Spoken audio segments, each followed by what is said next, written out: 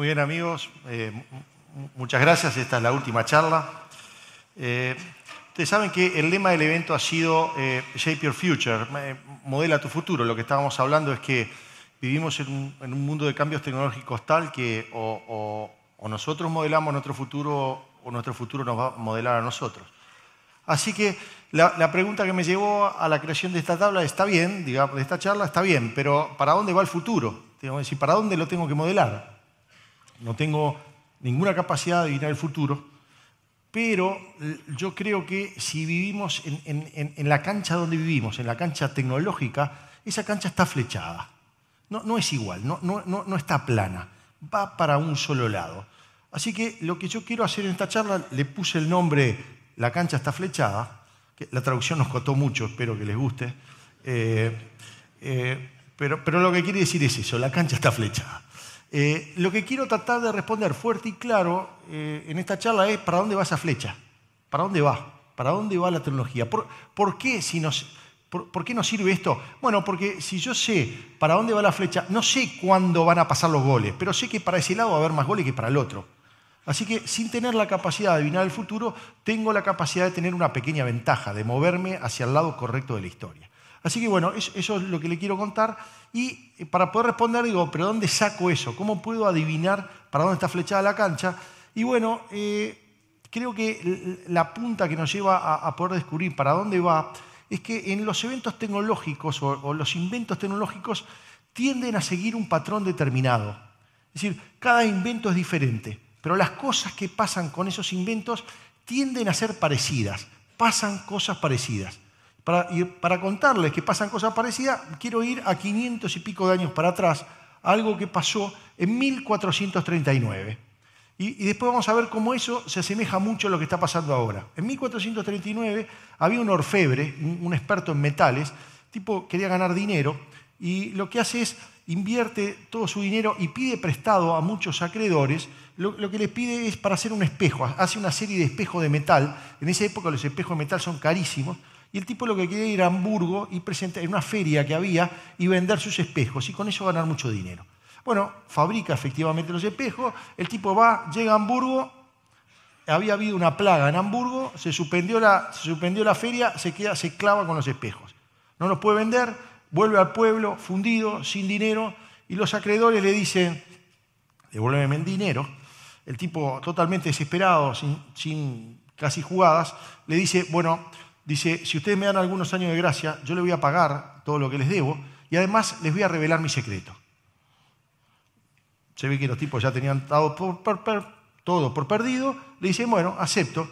Bueno, la persona esa era Johannes Gutenberg y el secreto que tenía era que había estado trabajando por más de 25 años en una mejora menor de la imprenta. Es decir, la imprenta ya estaba inventada, pero él era un orfebre, la imprenta de caracteres móviles también ya estaba inventada, pero él lo único que se le ocurrió es que esos caracteres, en vez de ser de madera, sean de metal. Y trabajó por 25 años a descubrir cuál era la aleación de ese metal, que terminó siendo plomo, estaño y antimonio, y esa aleación fue tan buena que duró casi hasta ahora. Casi hasta ahora se usó la aleación que le llevó a Gutenberg a inventar en ese momento. Pero lo que les quiero decir es que el cambio era menor. Gutenberg no inventó la imprenta, pero la hizo más práctica. Y ese más es diferente. Es decir, ese pequeño cambio, ese pequeño cambio que hizo es diferente. Bueno, le contó el secreto, los tipos les gustó lo del antimonio, lo del plomo, todo bien, pero querían la plata, ¿no? Entonces dice, bueno, ¿qué hacemos con eso? Entonces Gutenberg inventó un nuevo modelo de negocios, un modelo de negocio que no existía en ese mundo, que es hacer libros para vender. Nadie hacía libros para vender. Entonces dijo, bueno, vamos a hacer libros para vender. ¿Cuál era el único libro que había en ese momento? La Biblia. Y esta es una de las, hizo 180 Biblias. Fue durante un periodo de 3 años. Terminó en 1455. Hizo 180 Biblias. Quedan aún 21 vivas, en buen estado. Para que tengan una idea, era un mamotreto bastante grande. Pesaba 7 kilos. Y se vendían en 30 florines, que era un precio que se le había ocurrido a Gutenberg, era el precio del salario de un escriba durante 3 años. Porque en esa época, copiar una Biblia, un poco antes de Gutenberg, llevaba 3 años copiar. Eso en números de hoy sería entre 60 y 100 mil dólares, una cosa así cada Biblia. Hoy, de esas 21 Biblias que hay, no están a la venta, pero se calcula que el precio mínimo es 100 millones de dólares. Así que la primera moraleja en la tecnología, si uno vive 500 años, termina pagando sus deudas, ¿no? Y le sobra dinero. Bueno, el asunto que, en realidad, usó 25 personas para hacer esas Biblias. Y cuando él pensó que a un escriba le llevaba 3 años, en realidad eso fue 300 años antes. En el momento que Gutenberg hizo las Biblias, a un escriba le llevaba solo algunos meses. Y había un superescriba que era capaz de copiar todo el Viejo Testamento en menos de una semana. ¿Qué les quiero decir? El invento de Gutenberg no era demasiado mejor que copiar las Biblias a mano. Lo que pasa que era una comparación desigual, porque estábamos en una tecnología que estaba a su máximo, es decir, superescribas trabajando con una tecnología que recién empezaba. El superescriba podía hacer el Viejo Testamento en 3 días, pero no lo iba a hacer en algunos segundos. Ya estaba en su límite. Así que esa es una de las cosas que pasa en los avances tecnológicos. Un avance relativamente menor, que no es demasiado mejor que lo anterior y que además se usa para más o menos lo mismo. ¿Qué les quiero decir con esto? Vean una página. Esta es una página de la Biblia. De hecho, fue muy gracioso porque ayer Wilson me contaba que el evento de Gartner en Estados Unidos ayer presentaron esta misma página de la Biblia. Yo la verdad que sé por qué, porque es la primera que aparece en Google de buena calidad, ¿no? Pero bueno, el asunto es, si ven esa, ¿qué les llama la atención? Si le muestro eso, ¿qué les llama la atención de esa? La letra roja, ¿no? Esta letra de acá. Bueno, esta letra de acá está en roja y está así porque no estaba impresa por una máquina. Las Biblias de Gutenberg no estaban completas. Les dejaba, en cada una de las páginas, les dejaba alguna letra para que la completaran los escribas. De hecho, si la vemos un poco más de cerca, no solo la completaban una letra, sino que también dibujaban alrededor. Es decir, ¿qué es lo que quería Gutenberg cuando hizo las Biblias? Tuvo 2 miedos, digamos. Uno es que la iglesia se opusiera, porque las únicas Biblias que había la tenía la iglesia, y fue miedo infundado. De hecho, la iglesia aceptó perfectamente la Biblia de Gutenberg y el Papa de la época habló que era una Biblia notable porque la podía leer sin lentes. Es decir, que la iglesia no tuvo rechazo a eso, pero se ve que tenía un poco un tema con el tema de los escribas, tenía un poco de miedo y por eso hizo eso. Y de hecho incluso dejó varias páginas en blanco para que los escribas pudieran hacer dibujos. El otro componente es, si ustedes la ven, no parece, digamos, parece escrita a mano, no parece escrita por una máquina. Porque eso fue a propósito. Los caracteres que usó Gutenberg en ese momento, él se dedicó especialmente para que se parezcan a los escritos a mano. ¿Qué es lo que le quiero decir? Siempre que hacemos un nuevo invento, un nuevo medio, ese nuevo medio lo primero que hace es imitar al medio anterior. Lo que está tratando es, Gutenberg lo que estaba tratando es que se parezca es lo más parecido posible a una Biblia copiada a mano. Lo que pasa que con el paso del tiempo, alguien, ese invento, ese nuevo medio, dice, lo puedo usar para otras cosas. Puedo empezar a usar otras cosas. Y ahí es donde empieza el proceso, donde se crean muchas oportunidades y muchos problemas. En el caso de Gutenberg, la oportunidad y el problema que les quiero contar fue algo que pasó en 1517. Es decir, bastantes años, unos 70 años más que la Biblia de Gutenberg. Un señor estaba muy enojado con el funcionamiento de la iglesia. De hecho, estaba enojado por algo que llamaban las indulgencias, que habían sido popularizadas por el uso de la imprenta. Y él decidió escribir 95 puntos y clavarlos lo escribió en latín, lo escribió a mano, y los clavó en la puerta de una iglesia, porque él quería discutir con los teólogos de la iglesia, él quería discutir esos 95 puntos. Hasta ahí podría pasar una historia irrelevante que nadie supo de ella, si no fuera porque alguien que nunca se supo quién era, tomó ese papel, lo tradujo al alemán, después lo tradujo al inglés, tomó la imprenta, ya no de Gutenberg, ya había avanzado bastante en esos 70 años, hizo 200.000 copias de ese material. Es decir, fue un material que se hizo viral. Ese documento que se hizo viral, el autor de ese documento se llamaba Martín Lutero, y ese documento fue conocido como las 95 tesis de Lutero.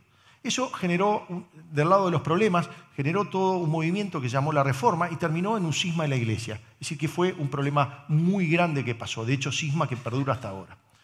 Pero lo que les quiero contar es que también genera nuevas oportunidades. Este documento generó una oportunidad increíble e impensada. Si ustedes la ven, ese documento no les va a llamar nada la atención, digamos, lo que tiene es, ese está en latín, pero digo, no llama mucho la atención, lo que hay es un párrafo primero y después puntos. Bueno, ese formato de tener un párrafo y puntos posteriores no se conocía. No se conocía eso, es un formato nuevo que se le llamó de panfleto. Hoy al panfleto es algo despectivo, tirar ese panfleto, pero en su momento era una novedad, era un nuevo formato. ¿Por qué fue interesante ese formato? Porque alguien dijo, opa, este formato puede resultar interesante para contar las cosas que pasan en mi pueblo. Entonces digo, voy a hacer un periódico, voy a hacer un diario. Y este es el origen del periodismo como profesión. A partir de este panfleto es que se fue creando los periódicos y ahí se creó toda una profesión. Ya había periodistas antes, pero como profesión estable que se pudiera hacer, vino a partir del origen de la imprenta. Vino a partir también de este segundo uso de la imprenta. Así que, digamos, para resumirles cuál es este proceso que siempre pasa, y ahora les voy a contar cómo está pasando ahora en el mundo moderno, déjenme decirles, siempre empieza con un invento que es incremental. Digamos, pocas veces el invento es totalmente revolucionario. Es alguien que está probando algunas cosas y con esas cosas consigue una pequeña mejora, pero esa mejora hace la diferencia. Normalmente gente bastante generalista. Por ejemplo, una de las cosas que hizo Gutenberg, cómo imprimía, cómo hacía con una prensa que obtuvo de las prensas que se usan para hacer vino. Entonces, era un generalista, dijo, lo mismo con que hago vino me puede servir para imprimir una Biblia. Ese es un punto. Lo segundo es que lo primero no es mucho mejor que la tecnología anterior, no es mucho mejor. Y además casi siempre se usa la primer uso para lo mismo que antes. Pero toda la revolución comienza algunos años después, cuando alguien le encuentra un nuevo uso, normalmente diferente que el que lo inventó, y eso genera un mundo de oportunidades y un mundo de problemas. Eso mismo, este mismo patrón, esto mismo que está pasando, es lo que yo digo que nos permite saber para dónde está flechada la cancha. Y la forma que tenemos de verlo es, vamos a verlo cómo está pasando hoy, cómo este mismo patrón que pasó en 1439, cómo está pasando de una cosa que comenzó en el 2002. Casi todos los ejemplos estos comienzan con un momento de mucha liberación de energía emocional. Así como el pobre Gutenberg estaba fundido, esta historia del 2002 comienza con alguien que estaba muy enojado. El asunto es que era el presidente de una compañía importante. Ese día era el casamiento de la mujer. La mujer tenía una hermana y esa hermana estaba casada con un alto ejecutivo de Microsoft. Ese ejecutivo de Microsoft no les ocurrió nada más lindo ese día que ir a ese a ese cumpleaños y le muestra al dueño de casa, que se llamaba Steve, le dice, Steve, mirá lo nuevo que está sacando Microsoft. Y le muestra una tableta, una tablet PC. Era una tableta, si la vemos hoy, era un ladrillo, ¿no? Una cosa bastante grande. Yo tengo recuerdo de Verobán haciendo una presentación con esa tableta. Tenía una tableta y tenía un lápiz. El asunto es que ese señor se llamaba Steve Jobs y se enojó tanto con que Microsoft estuviera sacando eso que lo que cuentan es esa misma noche, cuando terminó el cumpleaños de la mujer, llamó a todo su equipo de diseño, le dijo, muchachos, yo quiero hacer una tableta mucho mejor que la de Microsoft. Y además Microsoft se equivocó, la hizo con un lápiz. Yo no quiero que tenga lápiz, quiero que se haga con un dedo. Si te dice Steve Jobs eso, mejor ponerse a trabajar, ¿no? Digamos, ahí la gente, bueno, empezaron a trabajar tratando de cubrir con el tipo. El asunto que después de un tiempo dijeron, Steve, no funciona, no la podemos hacer, no tiene tecnología suficiente para hacer algo tan grande como una tableta. Tenemos que hacer algo más pequeño. Y ahí rápidamente dice, ¿qué puedo hacer más pequeño una tableta? Más pequeño una tableta, más pequeño una tableta, un teléfono. Y entonces, en el 2007, Steve Jobs lanza el iPhone, que nosotros tendemos a verlo, muy diferente de lo que se vivió. Hoy tendemos a ver, incluso Darwin habla que es un momento icónico, el mundo cambió, pero de hecho cuando él lo presentó no cambió nada el mundo, no pasó nada, fue muy parecido al tema de la imprenta de Gutenberg, que él solo le metió un carácter de metal. Todo el mundo dijo, bueno, está bien, sí, es una cosa interesante, pero yo, por ejemplo, fui el primero que cuando vi el anuncio dije, está todo bien, pero es imposible que le gane a Nokia, que tenía en ese momento, había salido en la revista Forbes ese año, dice, ¿quién puede parar a Nokia que tiene 1.000 millones de clientes? Es decir, Nokia en el 2007 tenía 1.000 millones de clientes. ¿Quién lo puede parar? Yo dije, si Apple nunca hizo un teléfono, no hay ninguna posibilidad que le pudiera ganar. Lo que pasa que yo y la gran mayoría de la gente no nos dimos cuenta que ese más era diferente. Ese pequeño cambio que le hizo diferente. ¿Qué fue lo que tenía el iPhone diferente que yo no vi en ese momento? Bueno, vamos a comparar los dos teléfonos top de la época, el Nokia 1600 y el BlackBerry Pearl. ¿Para qué se usaban los teléfonos de esa época? Se usaban básicamente para tres cosas: para hablar por teléfono, para mandar mail o para mandar SMS. ¿De acuerdo? Y eran muy buenos en eso. ¿Era mejor el iPhone en esas cosas? No era mejor. Probablemente hasta sea peor. Pero era de alguna manera lo que se dicen inventos obsolescentes, lo que quiere decir que dejan obsoletos a los demás. ¿Por qué dejó obsoleto a los demás? Porque cada una de las funciones del Nokia ahora pasaba a ser una app dentro del teléfono. Y del BlackBerry pasaba a ser otra app dentro del teléfono. Pero además de esa, tenía muchas funciones más. Entonces, lo que podía crecer era infinito. De hecho, dejó obsoleto muchas más cosas que a Nokia y a BlackBerry, ¿no?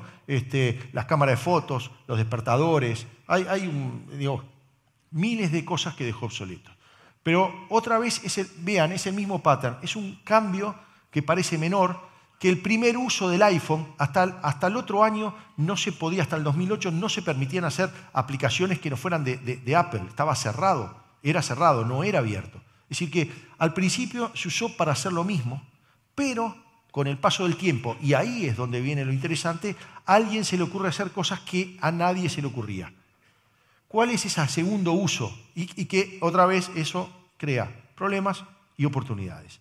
¿Cuál es ese segundo uso? Bueno, es lo que hoy es tan obvio, que hoy ese nuevo formato, lo que sería el panfleto de 1517, hoy es un stream de datos. Es decir, es la user interface que yo estoy mirando constantemente qué es lo que pasó, corriéndome, moviendo el dedo para ver qué novedades hay. Eso que rápidamente se expandió a Twitter, Instagram y demás, hoy lo estamos viviendo en cada una de las aplicaciones de negocio que nosotros hacemos. Nosotros vamos a tener que nuestro ERP tiene que tener un stream de datos. El sistema de liquidación de salario tiene que tener un stream de datos. Porque eso es el nuevo uso, eso es la forma que nosotros estamos trabajando.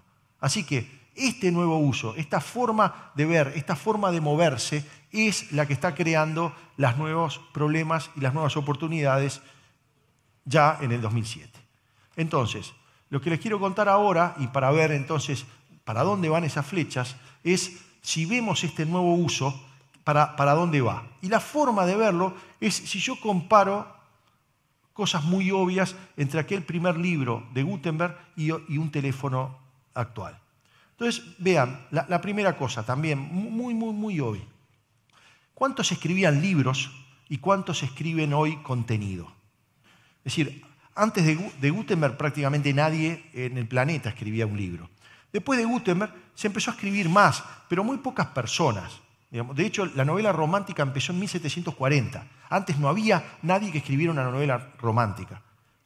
Comparen eso con un teléfono de ahora. ¿Cuántas personas escriben contenido? Por lo menos Facebook creo que es 2.000 millones de personas que escriben por lo menos algo una vez por mes. Así que, no sé si decir la mitad de la población del planeta, pero un número muy grande, muy diferente a la cantidad de personas que escribían antes. Es decir, aumentó de forma violenta la cantidad de personas que escriben. ¿Eso qué significa? Bueno, esta es la primera flecha, la primera flecha de la cancha que estoy hablando, ¿no? Nosotros nos estamos moviendo de un mundo escaso a un mundo abundante. En particular, lo primero que está pasando esto es con la información. Pero lo que estamos moviendo es de un mundo escaso de información a un mundo abundante de información. Eso crea oportunidades y problemas. Déjeme ver, primero vamos a ver al problema, digamos. Hay muy pocos, hacer un libro es muy caro, así que solo algunas personas en el mundo escriben un libro, lo que estoy asumiendo es que si algo está escrito es de buena calidad. Porque hubo un filtro para que alguien decida escribir eso. Si no hay filtro, si cualquiera puede escribir, entonces la calidad de las cosas que hago disminuye totalmente. Así que una consecuencia clara de tener la cancha embajada hacia el lado de la abundancia es que la calidad de cosas que vamos a tener va a disminuir enormemente. Y eso es lo que tenemos hoy. Ese es uno de los problemas nuevos, que es lo que se llama la fake news, las noticias falsas. Si no saben lo que es una noticia falsa, les traje un ejemplo. Digamos. Hace unos días pasó aquí en Uruguay, en la playa en Montevideo, se retiró el agua. No sé si lo ven la foto ahí, esa foto no es normal. El agua se retiró bastantes metros para atrás. ¿De acuerdo? Les quiero contar una noticia que recibí alrededor de este fenómeno en una de las plagas del mundo moderno, que son los grupos de WhatsApp, ¿no? Muchachos, de lo que les voy a hablar, yo alguna cosita entiendo y tengo gente conocida que entiende bastante de climatología y todos estos temas. Lo malo va a ser cuando esa agua vuelva para atrás, porque ustedes saquen la cuenta de la altura de 3 metros por 1,5 cuadras para adentro, en toda la costa, cuánta agua es. Ayer yo estaba mirando un canal brasilero, hay un anticiclón que está en todo el Atlántico Sur, y obviamente por tema de presión y todo eso se llevó todo el agua para adentro. Lo malo va a ser cuando esa agua vuelva para acá, va a volver en olas muy, muy, muy grandes. Yo lo que les puedo decir es que si tienen a alguien que vive en la Rambla, que vive cerca del agua, traten de retirarlo por un par de días, por lo menos hasta que el agua vuelva. Porque hay dos posibilidades, o que vuelva y haga un destrozo bárbaro. Esta es buena, mire. O que vuelva muy lento porque el destrozo lo haga del otro lado, digámosle, en la costa de África.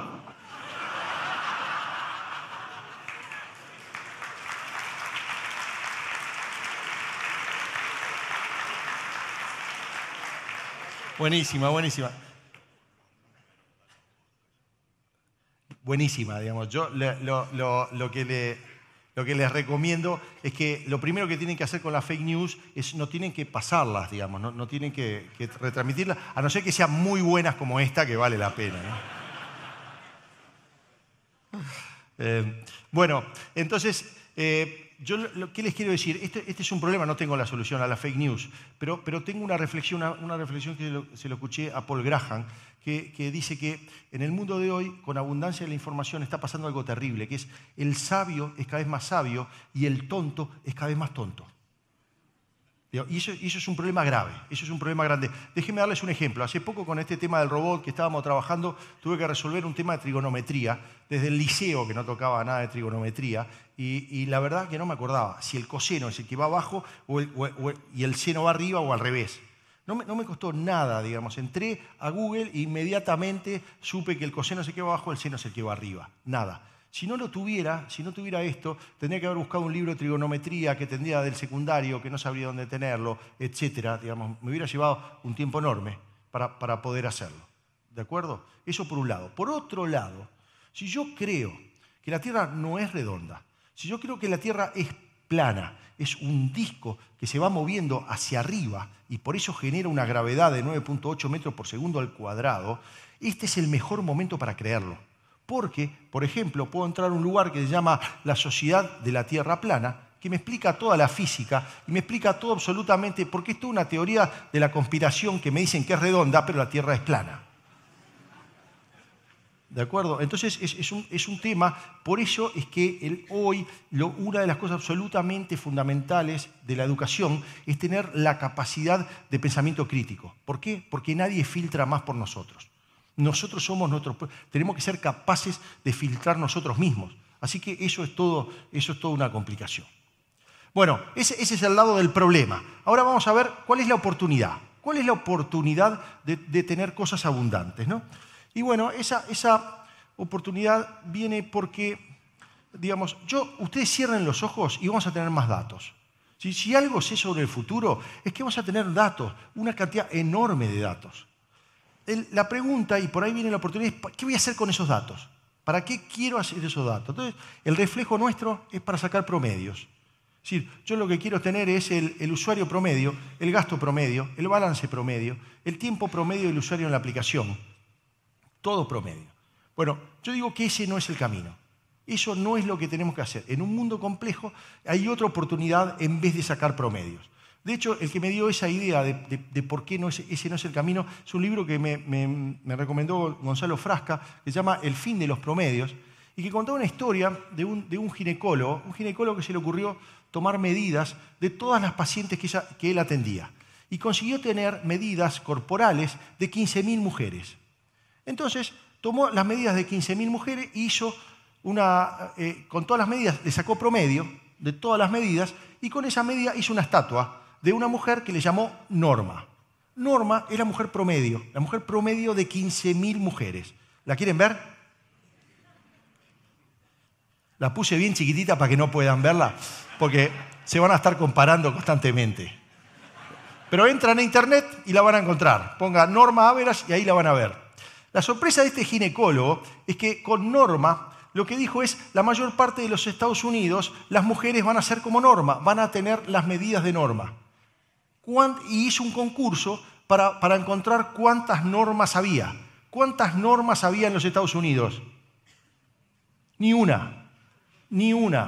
¿Por qué? Porque hay un error que nosotros tenemos. Cuando medimos una sola cosa, por ejemplo, cuando medimos la altura, entonces digo que la altura promedio de un hombre es 1,75, es razonable que la mayor parte de las personas esté cerca de ese promedio, pero es una medida. Si le pongo dos medidas, la altura y el largo del brazo o la circunferencia de la cabeza, ya tengo mucho menos. Y si tengo muchas medidas, no hay nadie. Es decir, ¿qué les quiero decir? Quédese tranquilo, nadie es normal.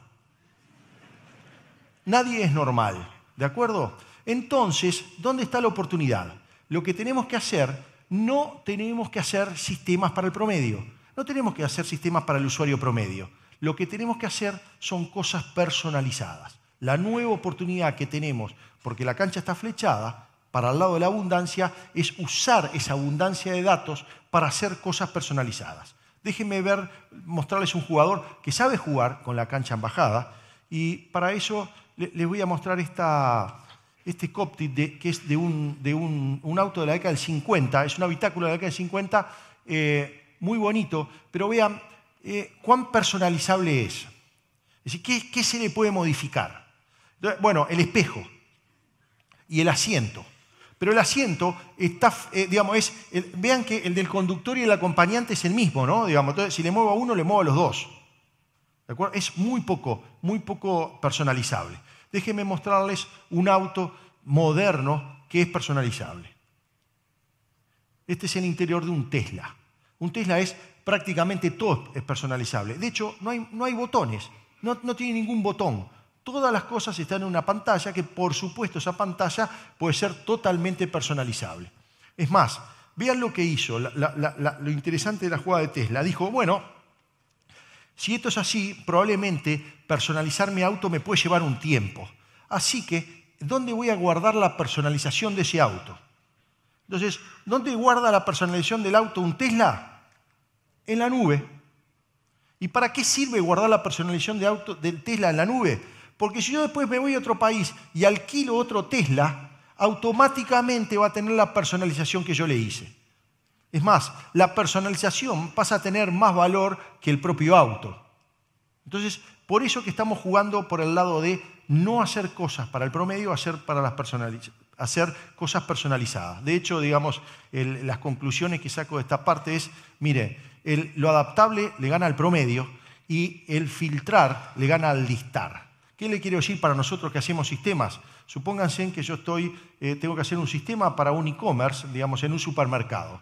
Entonces, obviamente voy a tener una cajita de texto para que los usuarios que están comprando cosas consulten productos, consulten algún producto. Entonces, si yo pongo queso, ¿de acuerdo? Seguro que voy a tener muchos tipos de queso. Entonces voy a tener una lista enorme de quesos que voy a tener. Voy a querer mejorar el filtrado por orden alfabético, esto, lo otro. Puedo ponerle primero el producto que más compra el usuario promedio, pero es muy superior si yo en la abundancia de datos lo que importa es una lucha por las cosas relevantes. Entonces, yo lo que puedo hacer es, si el usuario la última vez que compró fue queso mozzarella, entonces le voy a querer poner primero el queso mozzarella. Eso es jugar con la cancha en ese sentido. Ese es el tipo de cosas que nosotros estamos queriendo si queremos movernos de las cosas escasas a las cosas abundantes. Bueno, déjenme ver otra comparación. ¿Cuál es la comparación, otra vez, entre otra cosa muy obvia entre la Biblia y el teléfono? Que cuando se seca el documento, no se puede borrar, que es fijo, es una cosa fija. ¿Qué pasa con una pantalla de electrones? Al contrario, está constantemente cambiando, constantemente se está siendo modificada. Y eso también lo que nos está diciendo es que nos estamos moviendo de un mundo de cosas fijas a un mundo de cosas variables. Esto va cambiando mucho más.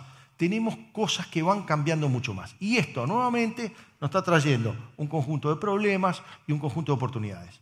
Vamos a ver un problema. Esto que les traje acá es una constancia de vida que la saqué de internet.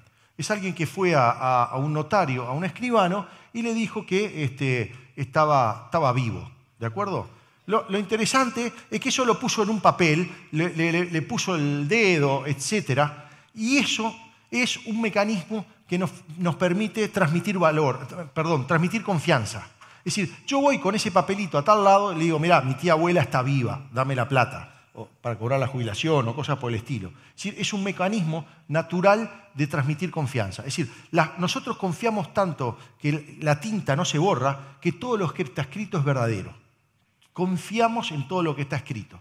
Así que, mientras lo que valía eran las cosas escritas en un papel, entonces el mecanismo de transmitir confianza estaba muy claro.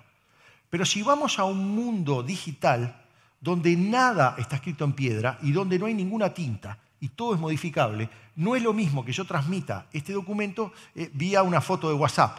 Porque todos sabemos, si está en WhatsApp, le agarro un Photoshop, lo cambio y pongo cualquier cosa. Así que, digamos, uno de los problemas es cómo vamos a transmitir confianza en un mundo digital. Por eso es que yo pienso, y por eso hablamos bastante, que una enorme oportunidad que hay para resolver esto es una tecnología que se llama blockchain, que hemos estado hablando durante 3 días alrededor de esto. Pero este es el valor de fondo que creo que puede resolver. Este es el problema que tenemos. Déjenme contarle a las oportunidades. ¿Cómo puedo hacer algo que sea variable? ¿Cómo puedo hacer algo que era fijo que sea variable? Y bueno, y otra vez les quiero mostrar algo fijo. Este es un Chevrolet, también un Bel Air de la década del 50, probablemente uno de los últimos autos que no tenía absolutamente ninguna línea de código. Era fijo, digamos, fijo en el sentido de que el día que lo compro es eso. Y a partir de ahí, lo único que le podía pasar era empeorar. Es decir, hasta ahora los autos solo empeoran.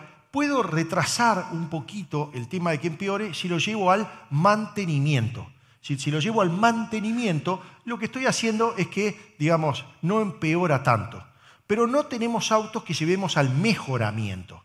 Es decir, no queda mejor, por lo menos queda igual o un poquito peor.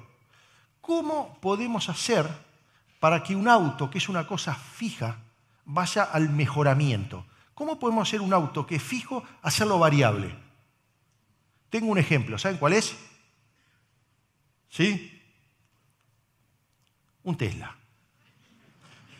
Hasta último momento estuve, no sé si poner esta charla en la cancha está flechada o quiero un Tesla, ¿no?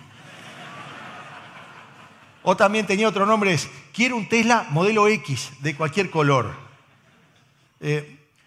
¿Cómo hace Tesla, que sabe para dónde va la cancha, cómo hace para transformar una cosa fija en variable? ¿Cómo hace que un Tesla vaya al mejoramiento?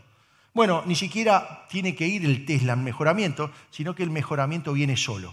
Y el hecho muy claro que lo tuvimos ahora es con el huracán Irma en el estado de Florida, en los Estados Unidos, Tesla le envió una mejora en el software de los autos, de todos los Teslas, solo de ese estado, que le mejoraba la autonomía del auto en un 30%.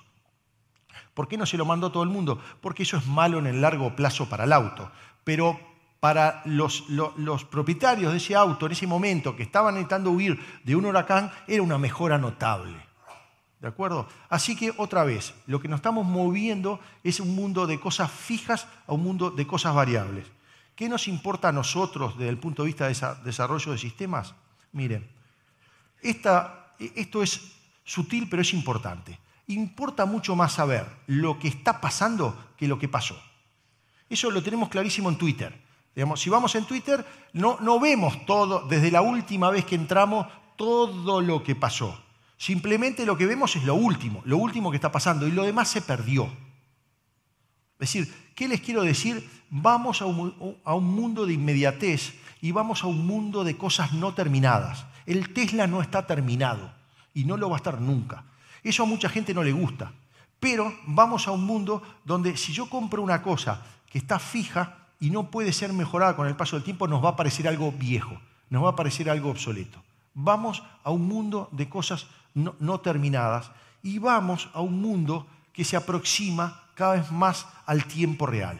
Nos vamos acercando, es aquello de mayo del 68, no sé lo que quiero, pero lo quiero ya. Es decir, vamos a un mundo de que todo lo quiero de forma inmediata. Todas las cosas que eran fijas se van transformando en cosas variables. Eso, por ejemplo, a nosotros en Genesius nos afectó directamente. Nosotros teníamos una forma de liberar versiones, es decir, las versiones de Genesius eran fijas. Una vez que la liberamos, ¡pac!, la imprimía y quedaba fija. Y cada 18 meses, 12 meses, 18 meses, 20 meses, liberábamos una nueva versión. Eso no puede funcionar más. No es el mecanismo que vamos a funcionar más. Y de hecho ya desde hace algunos años lo que pasamos es a sacar versiones cada 2 meses. Cada 2 meses estamos sacando una versión. Y voy a cerrar los ojos y vamos a hacerlo cada 1 mes. Úrsula le va a dar un ataque, pero la cancha va flechada hacia ese lado. Las cosas que eran fijas van a las cosas variables. Y nos vamos a... Déjeme darle, por ejemplo, otro ejemplo, que son muy obvios. La tarifa de la electricidad. La tarifa de la electricidad, por ejemplo, en Uruguay es una tarifa que es fija, cambia cada algunos meses por razones de inflación o costo, pero es fija, digamos, no cambia. Hace algunos años, en Uruguay, la Utility de Uruguay, se llama UTE, lo que hizo es, tiene una tarifa doble, digamos, durante el día tiene un precio en determinadas horas y otro precio en otras. Es decir, se movió de algo fijo a algo un poquito variable. Y creo que hace algunos meses, ahora tiene una de 3 valores. Tiene 3 valores durante el día. Pero si la cancha está flechada para el lado que digo, lo que va a pasar, no sé cuándo, pero lo que va a pasar es que vamos a tener una tarifa de la utility en tiempo real. Lo que digo es, si sopla viento, los molinos de viento inyectan mucha energía a la red y la UTE tiene que sacarse esa energía, entonces va a bajar el precio.